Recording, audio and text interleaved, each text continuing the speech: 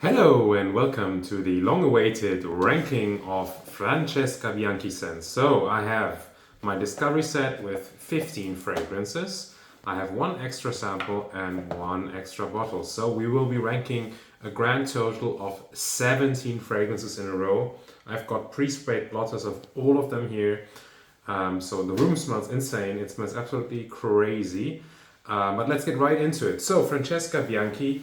She's a perfumer from Italy. She's self-taught. She lives in the Netherlands at the moment. And her fragrances are all in extrait de parfum concentration. That means 20 to 25% of perfume oil within the fragrances. They tend to be very dense, sweet, musky, animalic fragrances. A lot of them tend to feature orris or iris as an accord. And one easy way to tell it is if you look at the ingredients list. I don't know if it's actually possible for you to read it because it's so small, but whenever you see alpha isomethylionone, then you know that it contains her orris accord, because that is the powdery note that is often added to an iris accord. Let's get started right away. So on 17th place, so my least favorite, we're going from least favorite to most favorite, it is Encounters. Encounters, a fragrance from 2023, one of her more newer releases. This one here, it features notes of iris and oud. So that's kind of the idea, the encounter between the east and the west. There's notes of blackcurrant, coriander, orange, lavender, bergamot, iris butter, rose, angelica, cinnamon, oud, cedarwood, castoreum, perobalsam, sandalwood, ambergris, and benzoin. What is my problem with this fragrance? My problem with this fragrance is an off note that I get, which I don't know if it's just the blackcurrant or if it's the blackcurrant and some other stuff, but to me it just smells like old socks. There's this weird sulfuric smell that I get from the blackcurrant and some other stuff. And then I also get this sort of ambery woody thing from the oud accord. And I find it a little bit too sweet, a little bit too sour. A lot of her fragrances have this tartness, but sometimes it works, sometimes it doesn't. And for me, this fragrance, it just smells off. So that means Encounters is on last place. Moving on, 16th place. This one is one of her early fragrances. This is called The Dark Side. And it's an amber. And it's an amber with a big rose note and a big iris notes and also a big leathery incensey thing. What is my problem with this? So initially I did say it reminded me a little bit of a ivy cough syrup, and it still does that. So this is very, very sweet, and it's incredibly syrupy sweet. And on top of that, I get this ambery woody harshness. There's this sort of weird smoky, woody harshness. It's a little bit like sandpaper. And that throws me off. That's why I think this one, it's too harsh to me and too sweet. So The Dark Side is on 16th place. All right. Then on 15th place, we've got Sex and the Sea. So this year, it's a big fruity tuberose. It's sort of creamy, it's slightly lactonic, it's lightly green, it's very fruity, got tropical fruits in there. This features notes of coconut, pineapple, ambergris, benzoin, immortelle, vanilla, iris, lavender, mimosa, sandalwood, myrrh, rose, and civet. And my problem with this is, I think it's too sweet. I think Francesca Bianchi actually uses a lot of sweetness in her fragrances, and sometimes it's balanced and it works out, but sometimes I feel like it lacks the balance here. And I also, from this one, I do get this sort of weird rubbery, it's a real rubber note. It's a rubber note. I think some people have called it like a beach ball note. It's essentially the note of, to me, it reminds me of a plastic tent that you put up at the beach, and it's baking in the sun, and it's basically that heated up plastic that you smell. That kind of throws me off here for Sex and the Sea. Sometimes it also gets a little bit pissy. But generally speaking, I find this actually really easy to take. But that sort of lactonic quality together with the rubberiness and that sometimes slightly honey pissiness, it just throws me off a little bit. Moving on, so this was 15. So now we're on to 14th place. This one here is called The Code of Emotion. The Code of Emotion, it came out in 2025 and it's her Fruity Fougere. So this one has notes of bergamot, pink pepper, mango, exotic fruits, lavender, pelargonium, sandalwood, cedarwood, oak moss, and vetiver. And I think this one is actually a really good way to start maybe getting somebody into artisanal fragrances and Francesca Bianchi, especially somebody that is into masculine scents, traditionally masculine scents, because of that sort of lavender fruitiness. So again, it's fairly sweet, but this one has a lot more freshness. The fruity note here actually is quite decent. It's almost a little bit mouth-watering. I feel like there's maybe a touch of ethyl maltol in here. It has that sort of slightly burnt sugar note. But here, I mentioned this in my first impressions as well, I get an off note again. So sometimes there's this slight off note which throws me off. And here the off note is cardboard, and especially like a little bit of a wet cardboard. Even though the scent has a dry texture, the smell is of wet cardboard. And again, I get a little bit of a metallic ambroxany amber woody facet from this one. Maybe not as harsh as the dark side, but it's there. So the dark side is more of a harsh sandalwood, and the Code of Emotion is more of a harsh amber woody ambroxany molecule. Okay, so we're 4 down. So the next one, so we've got 17, 16, 15, and 14. This one is number 13, and it's called Sex and the Sea Neroli. So this is the flanker of Sex and the Sea. And this one adds a green neroli note on top. So it's all the same notes of Sex and the Sea, but there's two differences. So first of all, you get this very big green neroli on top. It's almost like galbanum-y green. It's almost like, it's like almost sour, bitter green, just in the opening. But then it also has this sort of clean thing. It's almost like a soapy neroli, but there's also an increased amount of pissiness here. So it's sort of honey pissiness. I think it's stronger because of the neroli in this flanker, but it also leans a little bit more masculine. So if Sex and the Sea was too feminine for you, Sex and the Sea neroli is a little bit more masculine because I think it's both more sharp from the neroli, which is a little bit more like a cologne smell, and also more woody because I feel like the vetiver and the neroli add some woodiness in this flanker. So I prefer it to Sex and the Sea, but it also still remains,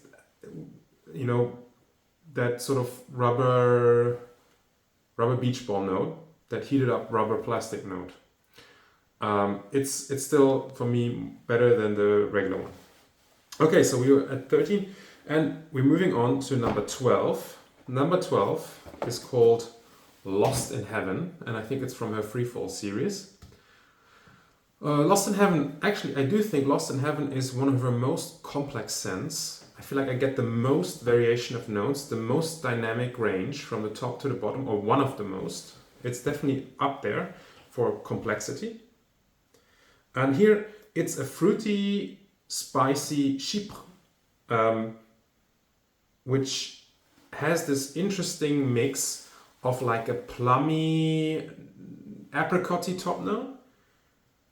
But then you get a big cumin. So it's a lot of cumin in here. Sometimes it can be a little bit sweaty, a little bit leathery, indolic. Sometimes it's not as bad. And then there's other warm spices in here. So there's actually really got a lot of things like cinnamon as well. The notes here are very long. It's got castoreum musk, beeswax, iris butter, cumin, magnolia, orange blossom, absolute, patchouli, ambergris, grapefruit, green mandarin, jasmine, mimosa, opoponax, sandalwood, vetiver, ylang ylang, cistus, absolute, heliotrope, coriander, tonka bean, and cinnamon. And it is very, very complex, but it has this weird melony, fruity, watery, floral thing with the cumin that's, to me, I flip-flop between it. Sometimes it works, sometimes it doesn't. So this one is very mood dependent. And also you have to like cumin to enjoy Lost in Heaven. But I do think it's a very interesting composition, and I think it's better than the old ones before that. Okay, so 17, 16, 15, 14, 13, 12. We're up to number 11 now. Number 11 is a big one. You can see the red colored blotter.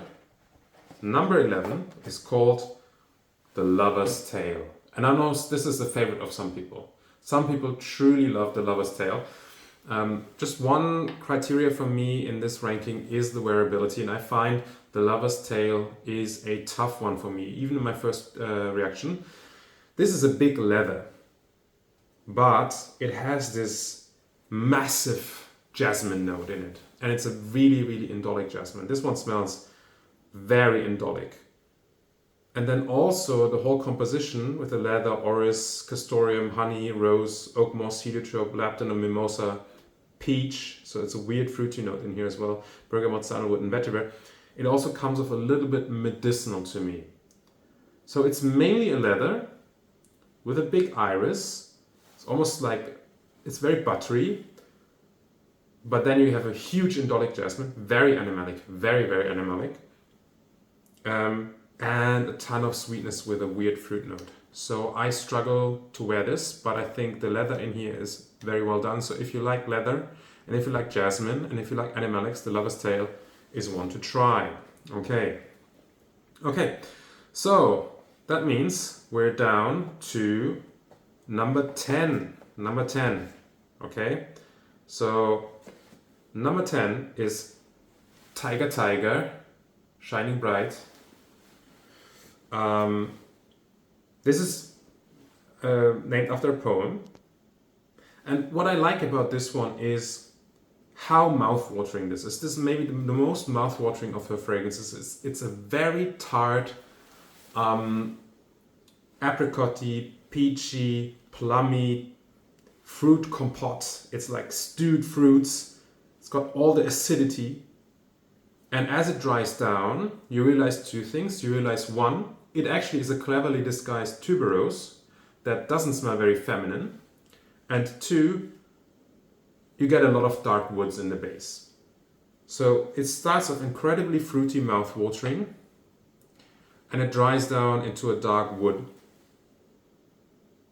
And it's a really interesting take on a masculine woody tuberose to me. Again, unisex, all of these are unisex, for sure. But if you're a guy that struggles with tuberose, I mean, this one might be one to check out. And it landed at number 10 mostly because of that fruit note. So that means in number 9, we have Freefall Luxe, Calme, Volupte, or Volupte. Luxe, Calme, Volupte is a green, fruity chypre again.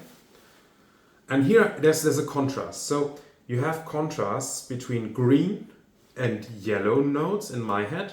You have contrast between sweet and sour and bitter notes, and floral and woody notes as well. So there's lots of contrast. This is a very high contrast fragrance. So it starts off with a massive blast of galbanum, incredibly green resinous, very bitter, very crunchy.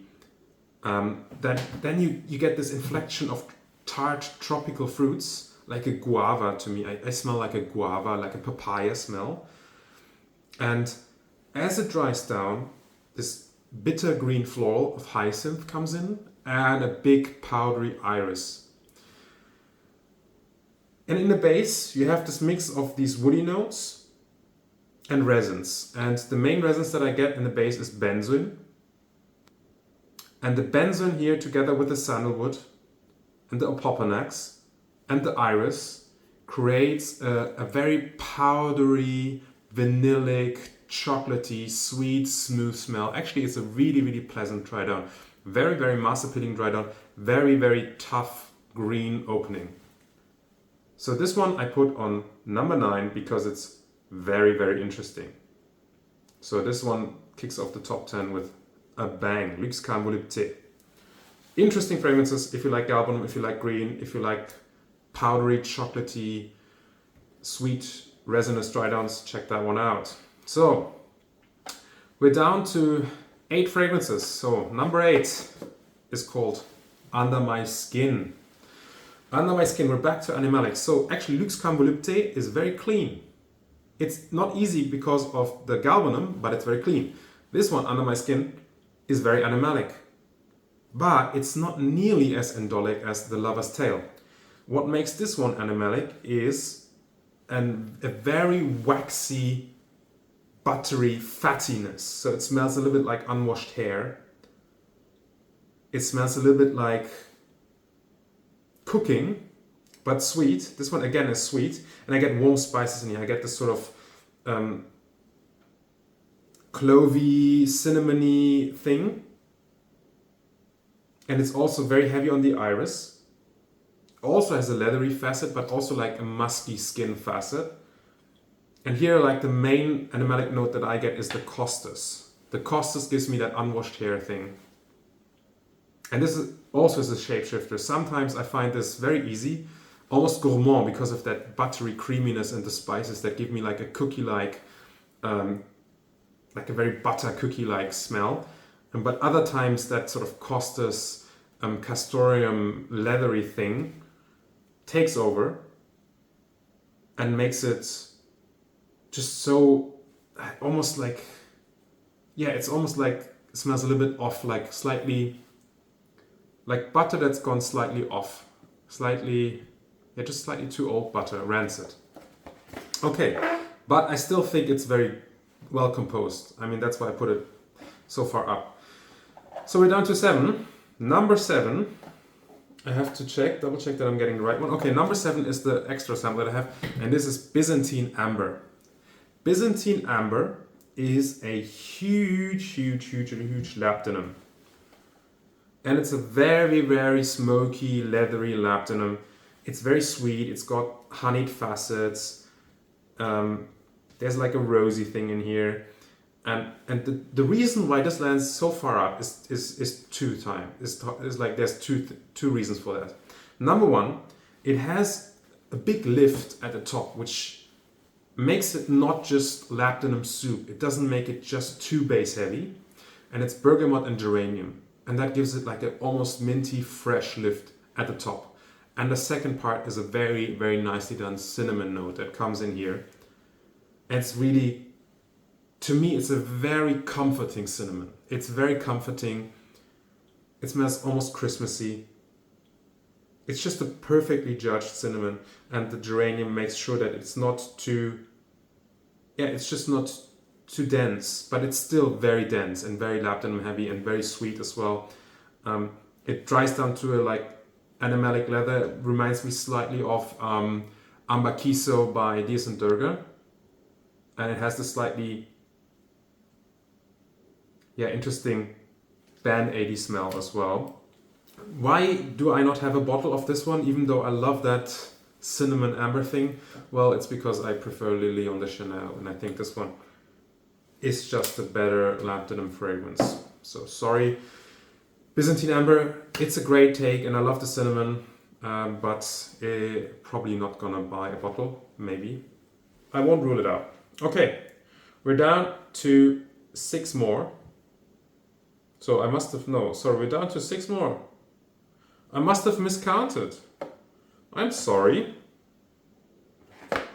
So this was actually number 7.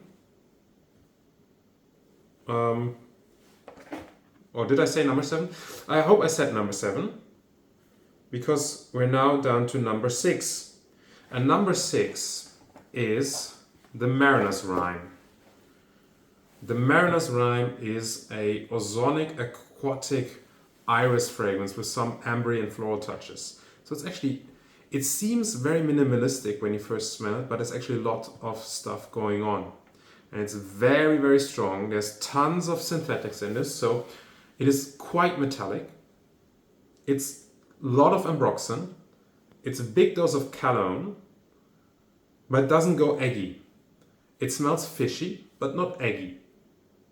And there's a very interesting roasted iris note in here that gives a very chalky mineralic facet together with this ambroxany thing. And you have a light touch of sweet white florals and an ambery resinous thing with a mineralic incense. And what I love about this one is it's very unique. And it deals with that ozonic note in an interesting way. And in the air, it actually smells a lot like the ocean. It smells quite vividly of the ocean in the air, and it fills the room. It's very diffusive. It's somehow ambery, but also fresh, so you can wear it all year. Very interesting, the Mariner's Rhyme. And you can see I did pick up a bottle of this one, so I liked it enough for that. So the Mariner's Rhyme I'm actually going to put here. So we're moving on to the top five fragrances by Francesca Bianchi. Top five. I mean, you see five bottles, so there's a hint here. Number five is Angel's Dust. And Angel's Dust is interesting. It's incredibly powdery. Where's my Angel's Dust? Here. So Angel's Dust is number 5. Very, very powdery. It's rose and violet and iris. Angel's Dust, what can I say about this? It is kind of beeswaxy. It's kind of powdery. And it dries down to a surprisingly sensual, sultry skin musk. That's really, I mean, it's very alive. The dry down is very alive. The top is very diffuse. I mean, it's very big. It's very powdery. It's all over. It has this sort of elegant vintage feel. I referenced Guerlain before, but in the dry down, it becomes very Francesca Bianchi, very alive, and quite animalic. Okay, number 4. Number 4, I just have here, and it's called Libertine Neroli. So Libertine Neroli is my favorite Neroli from Francesca Bianchi. So take the same Neroli that you had in Sex and the Sea Neroli, but here add it on top of a chypre construction. So this is a leathery chypre, but it's very floral. It's very sweet. It's very bright. It has the green Neroli, but it's more airy. It's not as super sour, and it smells, yeah, just happy, just very diffusive, fresh, sweet floral, with just a hint of that leathery chypre oak moss base. So yeah, Libertine Neroli is number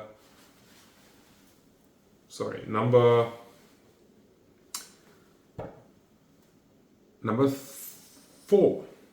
Number 3. So there's one I don't have a bottle of. I'm all over the place. So number 4 is Libertine Neroli. That means number 3.